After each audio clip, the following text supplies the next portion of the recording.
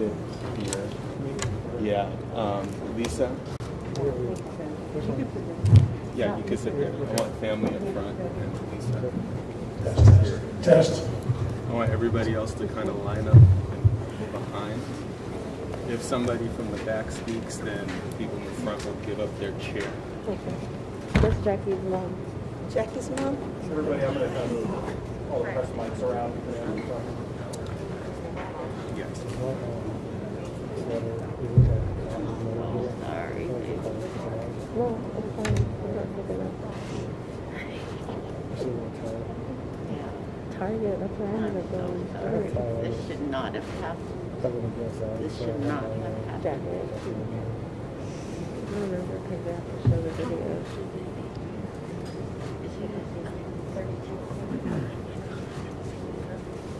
2016.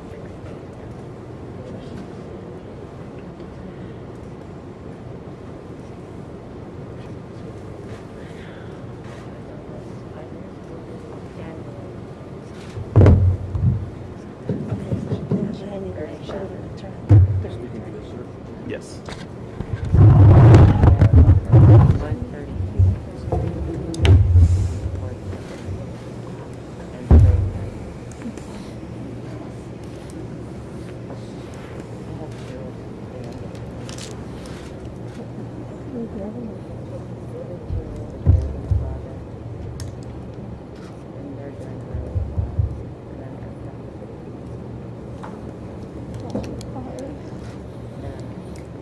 My name is James Bible, civil rights attorney representing the family of Manuel Ellis. I would like to thank the entire Puyallup Nation, Puyallup Council for providing this space and always being in support of civil and human rights.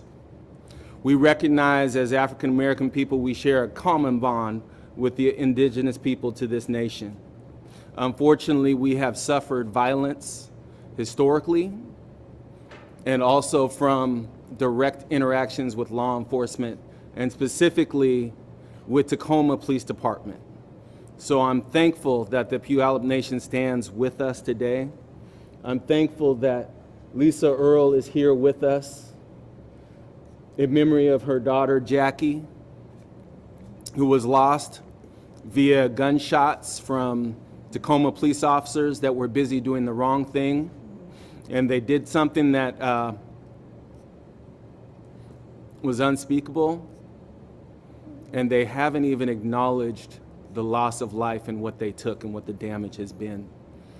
So this is a moment of solidarity with those that stand against injustice, for those that stand for human rights, for those that believe in a better day.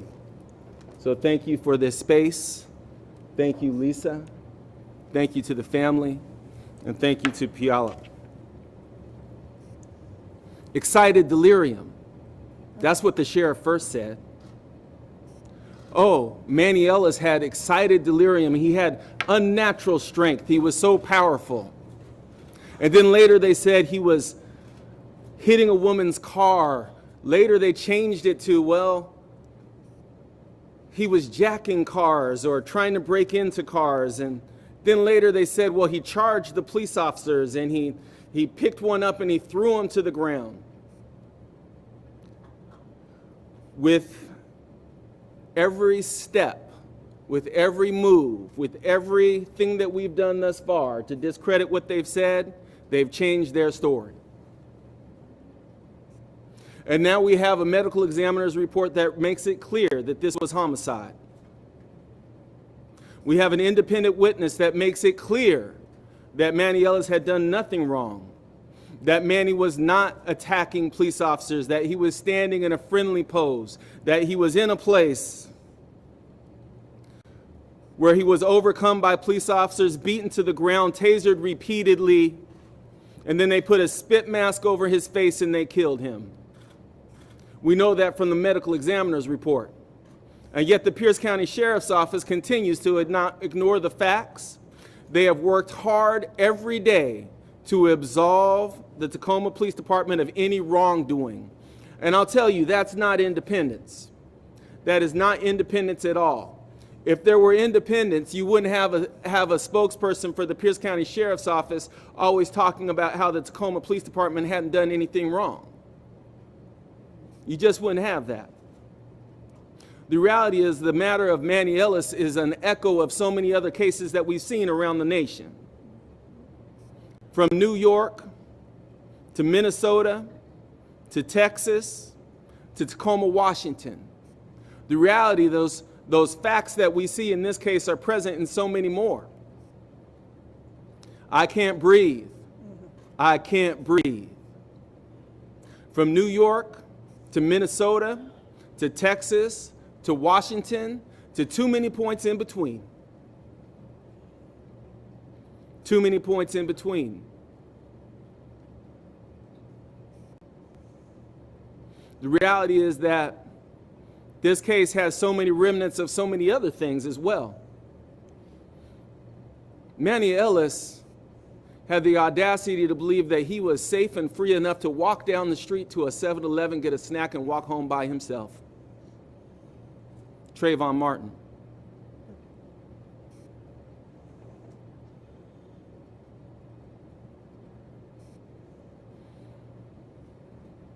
The actions of the sheriff's office have their parallels too. Mr. Arbery in Georgia. The reality is, the prosecutors had that video of Mr. Arbery and they knew he had just been jogging, but they did not prosecute for 3 months. For several months they held on to that video, and it wasn't until the public became aware of that video that action was taken. And that action in Georgia actually was independence in terms of who conducted the remainder of the investigation and who was to prosecute. The state of Georgia itself ended up prosecuting those that killed Mr. Arbery. Not the local jurisdiction, not the jurisdiction with too many ties to the killers. And that's where we are today. We can't let offending agencies and their friends investigate each other. There must be justice. So we've talked about the individual witnesses that we've had. We've talked about the videos that we've had, but we haven't talked about the video that the sheriff's office has had for approximately 3 months. We just got it. It's on that wall right there. And what we learned from that video is not just that Manuel Ellis said, "I can't breathe." What we learned is he said, "I can't breathe, sir. I can't breathe, sir. I can't breathe, sir."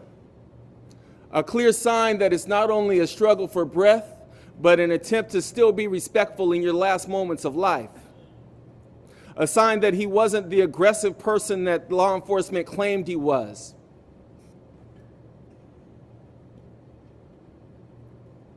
You'll also see our independent witness, which some people have doubted, right there on that screen, telling her story just as she had told it and shown it before. You hear the howls of pain of Mr. Ellis, of Manny. It's clear on this recording. And I want everybody here to bear in mind that as the sheriff's spokesperson stood up in front of all of you and made all of these claims about how aggressive Manuel Ellis was, they had this video. As he sat up and made all of these claims about excited delirium, they had this video. As they sat up and made all these claims about how he must have died for some other reason, they were aware of the medical examiner's report. Without question, they have sought to hide this information from the public, and this is exactly why we need state intervention. The harsh reality in this state is that local prosecutors' offices do not prosecute officers that kill human beings. That is a reality. It doesn't happen. So if you want something different, you have to try something new. And at this stage, something new would be a true, authentic independent investigation in this particular case, one in which the civilian witnesses felt safe enough to actually come forward and say their piece, because we believe that there are actually more than we have now. In fact, we're sure of it. But there's a lot of fear involved in coming out and saying exactly what the police actually did, especially to somebody with a badge and a gun. So we need the state. We need the governor, we need the attorney general to authentically care about this, because there is more than one pandemic happening in this nation. There's more than one pandemic happening in this state. Inequity is present here, and sometimes it can cost people their lives through state-sanctioned action with badges, and without body cams or cameras, they're able to simply write their way out of it. Claim excited delirium, which, by the way, excited delirium isn't even a real thing. There is no doctor or psychiatrist that says excited delirium is something that actually occurs. It's a debunked theory, but they sure did try to feed it to the masses. And that comes from the group that actually claims independence in their ability to investigate. Claims that they can actually write things up in a manner that would be fair. They didn't do it for Jackie. They didn't tell the truth in Jackie's case. They didn't tell the truth in Manny's case. And it's time to find those that will actively investigate and actually tell the truth. So we're going to pray. I said pray. I was going to say play, but I think maybe it's appropriate. That we actually find our way to justice here. That we actually find our way to a space where we care about all human beings and we hold our law enforcement to higher standards. And then we prosecute them when it is necessary. And it is necessary here. A separate investigation is necessary. And at this stage, we're going to play some videos for you. Excuse me, let me walk on over.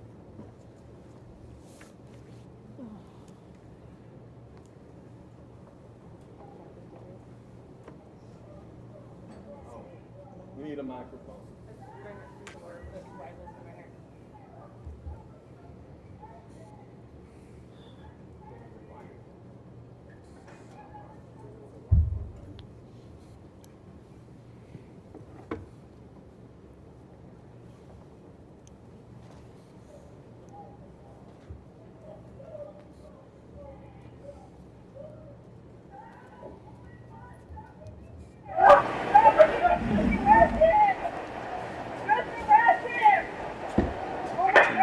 Hey, y'all, the wrong way out! You got kids in the car, dumbass, you already...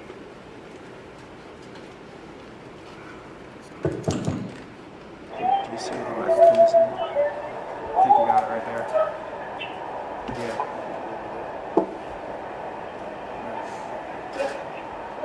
Can you hold that?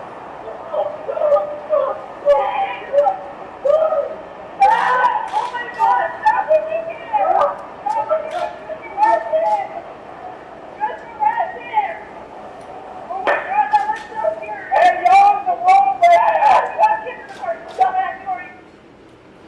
Let's pause there. So what you have here is you have Sarah, who so bravely stood up last week. This validates where she was on that day. You have Sarah right there saying, please just arrest him, don't hit him, stop hitting him.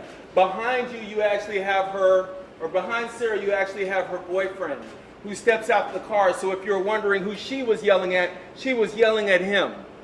And she was yelling at him because he had her children in that car. And she didn't want him to go charging towards the officers to say, stop it, because instead of one dead black man, you might have had two. Is that the end of that one? So we'll move to the next one. This is from a Ring video from across the street.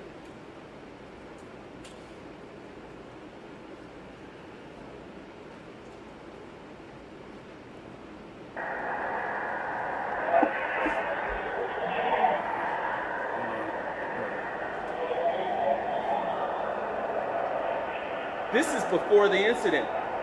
We don't see anybody smashing cars, doing anything like that, walking through, acting crazy. It's not there because it didn't happen.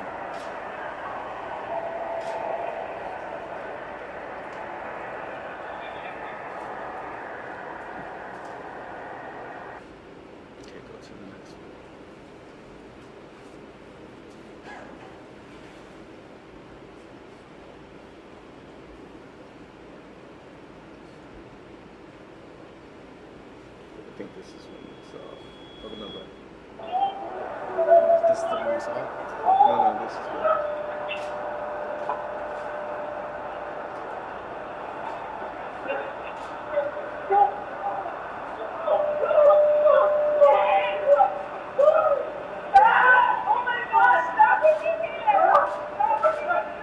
You can hear him howling in pain.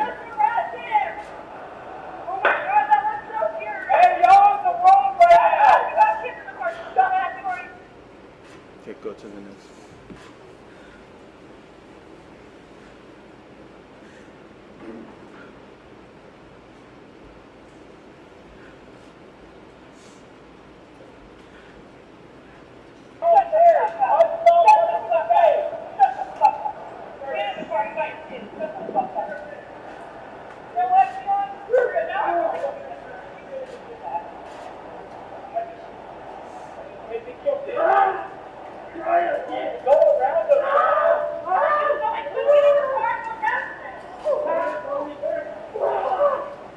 Those are screams of pain.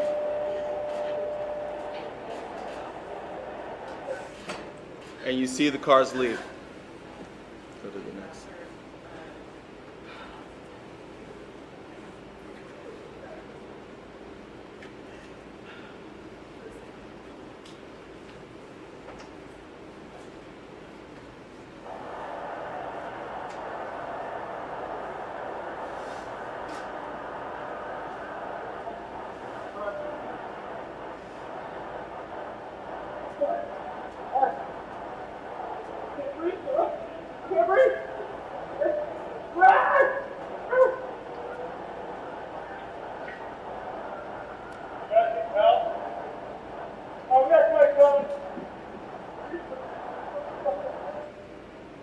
Play that one again, please.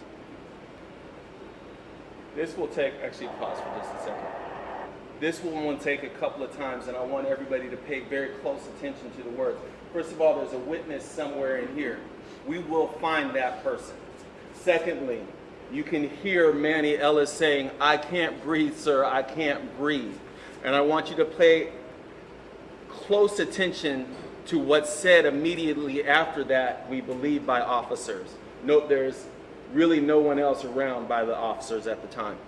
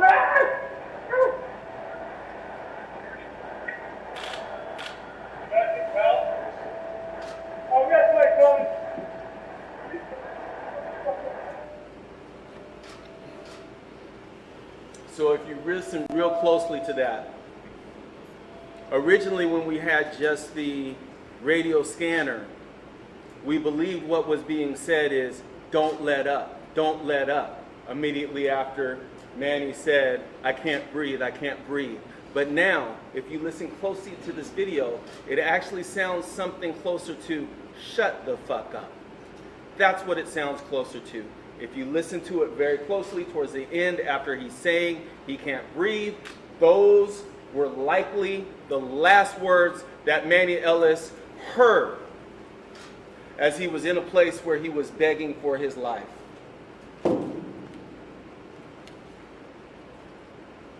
Thank goodness for Ring video. Thank goodness that somebody had the guts to send this to us. But what was most remarkable, or one of the more remarkable things about this, is we learned that this video had actually been sent to the sheriffs 2 days after this. We saw the sheriff actually walk up on the porch that night.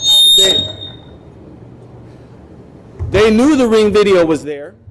They've had the ring video, and they've sought to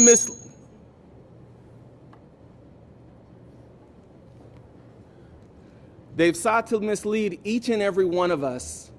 They've done damage to trust in this community in terms of legitimacy in policing. And they've put us all, frankly, in a place where we simply can't trust their investigations. And knowing this information here, I would say neither can you, the public.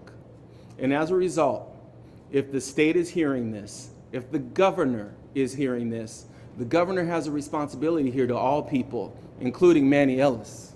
The governor has a responsibility to these families that need to be in a place where these things are actually actively investigated. We've had people out in the field, the Tacoma Action Collective, other folks wandering around, trying to collect witnesses, finding out everything that we could. But we need more. We need the state. We need the state's skills. We need their support. We need an authentic investigation.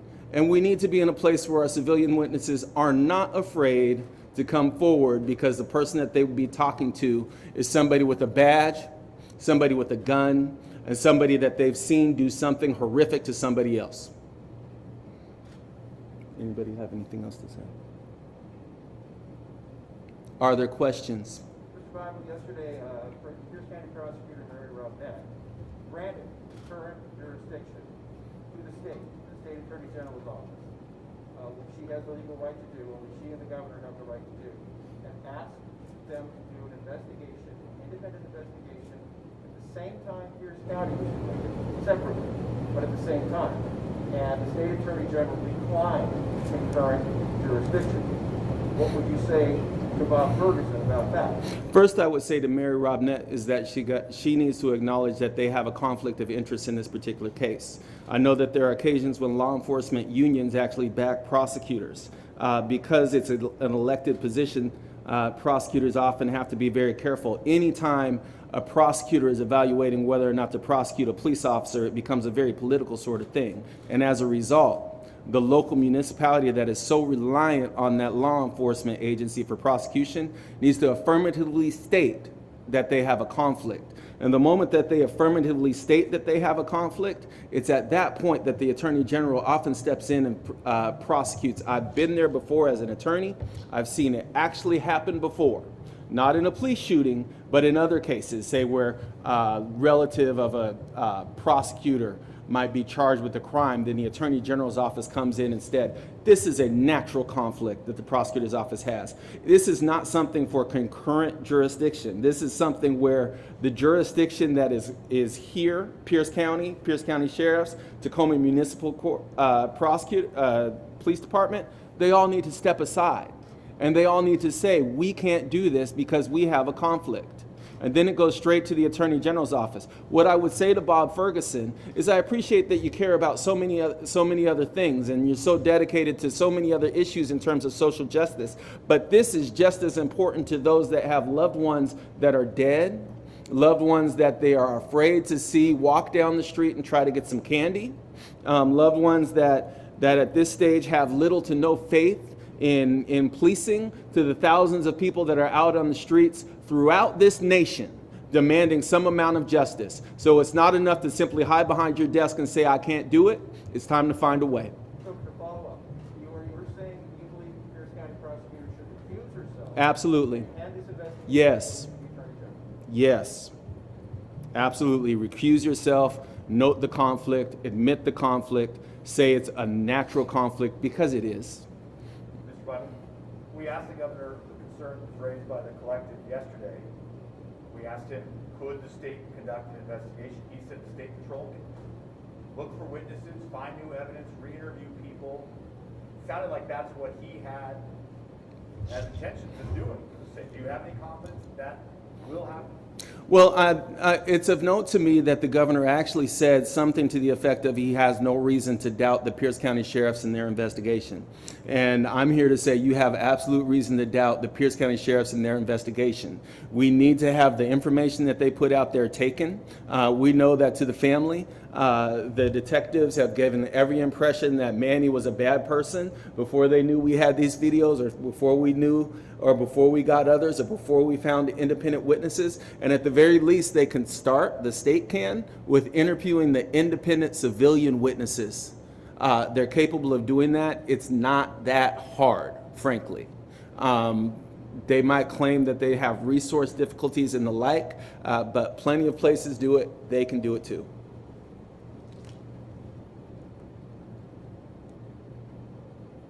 Say something, Mr. Bill. Can you Yes. tell, Bob, can you tell me, if the sheriff's department had this video, and did not turn it over to you, how did you come to believe this actually? From the source. So the homeowner gave you? Yes, from the source. The source sent it to us. The source made it clear that the Pierce County Sheriff's Offices had this video for some time, within days of the incident. From the source. People of color in Tacoma and Pierce County have suffered long enough in terms of policing. There's a separate system of justice for natives, Latinos, and black people that is present here, and we're not having it anymore. Just not having it. We're demanding the same freedoms and the same treatment that anybody else might want for their loved ones and for justice. And that hasn't happened here. Any other questions? Okay, I'm gonna turn it over to you. Yes, ma'am. Lisa Pemberton with Gallup Tribal News. My question is for Lisa Earl and Councilman Oh, absolutely. What's it been like the past few weeks? What have you been going through, and why are you here today? Tell us a little bit about that. Go ahead. I would say this brings everything back fresh with what happened to my daughter, Jackie. We've had phone calls to participate, and thankfully we've been to peaceful rallies supporting, families.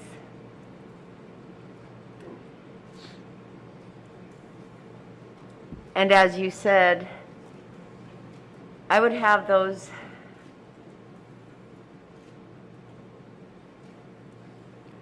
witnesses come forward immediately, because in my daughter's case, all of the cameras malfunctioned, and as well, witnesses were threatened by the TPD. So this brings everything back, fresh, and we work so hard to save lives on Initiative I-940. And this should not have happened. So, yeah.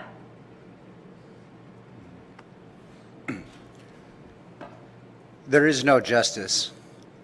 When this happened January 28th of 2016, it feels like there's just us. And to get the story out, it was very difficult because they control the narrative. And not like today. Today, you're here to control this narrative, and we appreciate being here with the Puyallup Tribe of Indians Reservation. Through the process of year after year of being denied on Initiative I-940, we never gave up, because it's your family that has been desecrated in a wrongful justice. Unfortunately, it took a lot of people coming together, Coalition of Black Trade Unionists, Central de la Raza, all of our different organizations and grassroots movements, which is the movement that actually changed the law in the first time in the history of the United States. My sister and I were in the process of making a documentary for all the other states just several months ago before COVID had hit. And so we can show how the process is actually, we got it done here in Washington State. Because this has been done, and there is a platform for everybody to work off from this day forward. The CJC and the implementation of independent investigations is already in the process. And so the framework is there. We just have to continue to work on the framework. And so we, as the people, can continue to find equity and safer community policing. We've been shouting this from the rooftops of the Puyallup tribe. But I will tell you, it's the 29 tribes in Washington State that came together and really helped push this over the top, along with all the other organizations, from Seattle to Olympia, etc. And to all the victims out there, you know, we're still standing in solidarity fighting with you. In 2016, on an average, there were 60 people killed a year, give or take a few. When the initiative was passed, there's 36 people killed in 2019. And at the sake of someone's loved one, that is progress.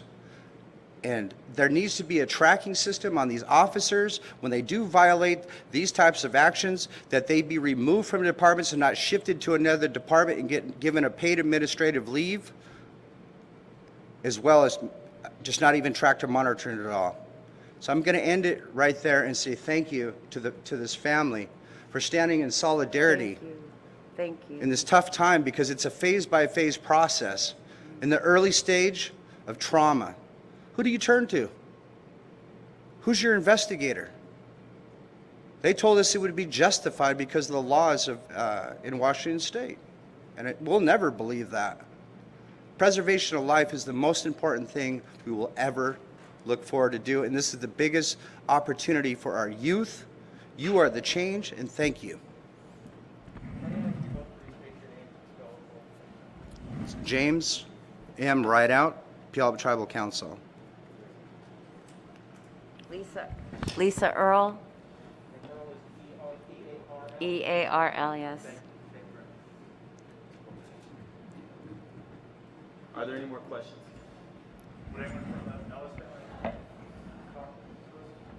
Somebody from the Tacoma Action Collective will be speaking. I want to just impart with all of you that this is such a traumatic moment for the family. And with every new event and each piece of new information, it becomes even more heartbreaking for them, because everybody wishes that they could be there with their loved one to say at least that they love them. Maybe even to hold their hand. Maybe even to say, I'll see you next time. Life was taken here. It was wrong. It was done in the taxpayers' names, and we're asking the people of this region to actually do something about it. Miriam. I'm speaking on behalf of Tacoma Action Collective. Like Mr. Bible has said already, Pierce County Sheriff's Office has refused to be transparent, has refused to be honest, and has already chosen a side. They clearly have already chosen to believe that the cops did what they were supposed to do. We can tell already that that's not the case. When we went yesterday to sit on the steps at the Capitol, when they came out and talked to us, they kept saying, oh, there's nothing they can do. If they do something, only, the state patrol can do it. And, in that moment, all it really emphasized was what this system, this criminal justice system, what this country has been built on, and forever has been built on killing indigenous and black people. And it shows that the system is set up to allow folks to get away with that. There has not been any police in this state that has been charged for killing someone in this state. Not one charge.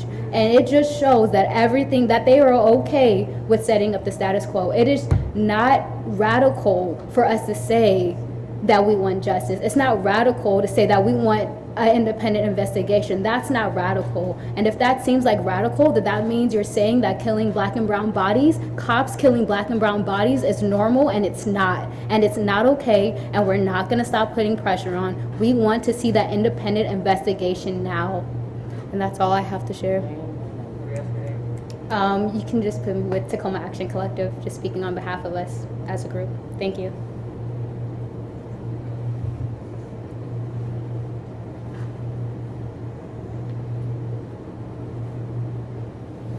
Any other questions? I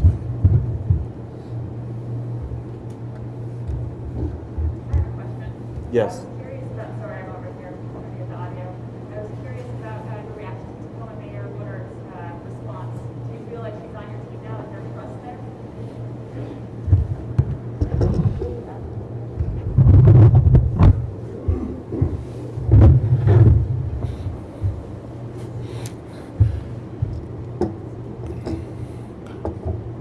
I feel like the mayor of Tacoma has an absolute responsibility to make sure that she is on top of these issues and take stances similar to those that she took on Thursday.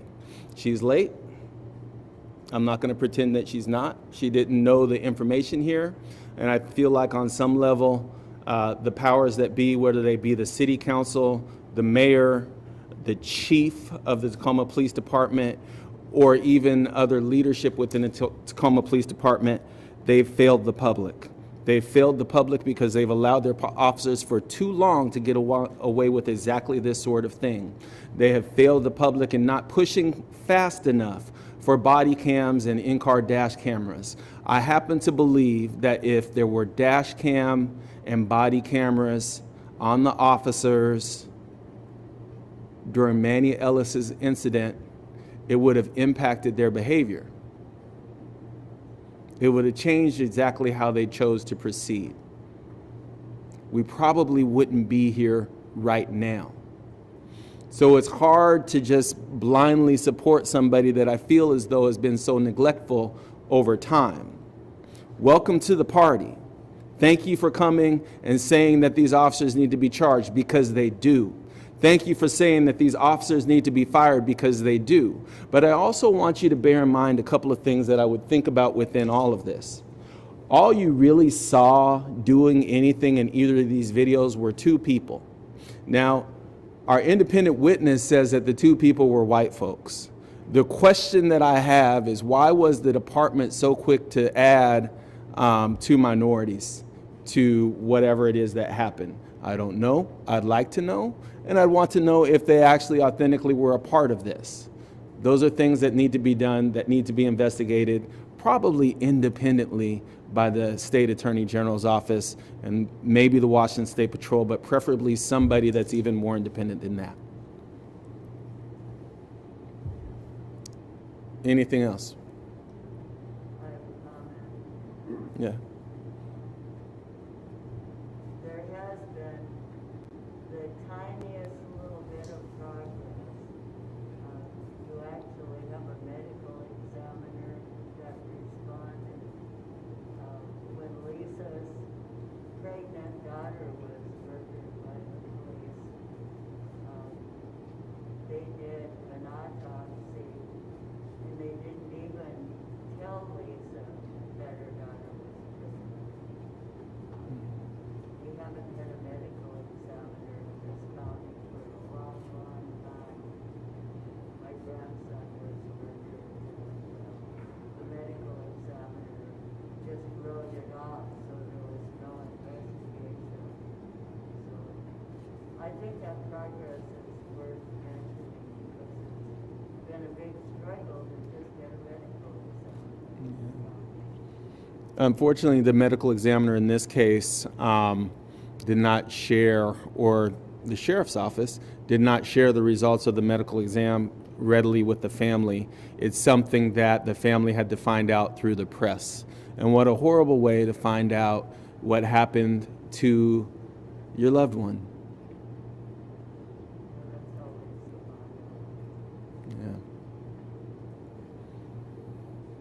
Yeah. All right. Thank you for your time. So the video is going to be released on Tacoma Action Collective. So Tacoma Action Collective will be releasing the videos that we've shown today. So you can go to their Facebook page. Another organization will be releasing videos that were shown today. And I believe that I'll probably be releasing videos online as well, so you can locate them there. Today.